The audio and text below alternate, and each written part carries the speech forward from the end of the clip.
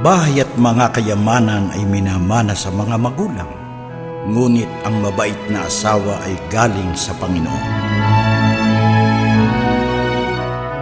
Sino mang lalaking nakakasumpong ng asawa ay nakasumpong ng mabuting bagay at nagtatamo ng lingap ng Panginoon.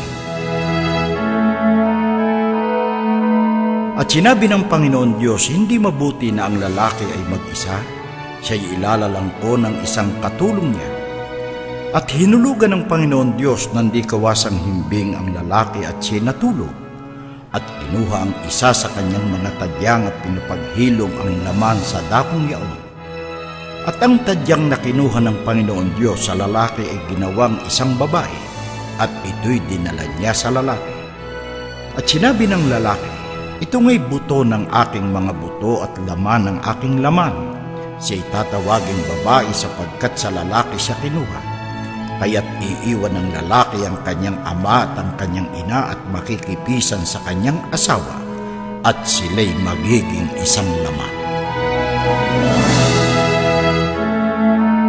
Sapagkat ang babae na may asawa ay itinali ng kautusan sa asawa samantalang ito ay nabubuhay, datapwat kung ang asawa'y mamatay, ay kalagna sa kautusan ng asawa.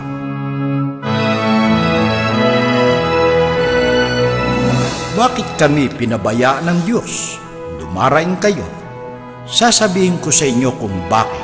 Dahil nakita ng Panginoon ang inyong pagtataksil, nang diborsyohin ninyo ang inyong asawa na naging tapat sa inyo sa loob ng mga taon.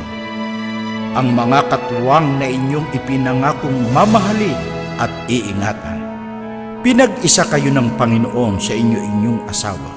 Sa matalinong panukala ng Diyos nang kayo magpakasal, kayong dalawa ay naging isang tao sa kanyang paningin.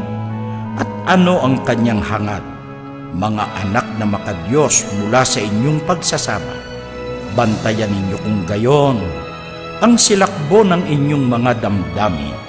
Manatili kayong tapat sa inyong asawa ng inyong kabataan, sapagkat sinasabi ng Panginoon Diyos ng Israel na namumuhi siya sa diborsyo at malulupit na tao.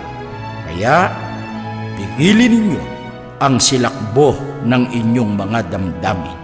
Walang dapat makipagdiborsyo sa kani-kanyang asawa.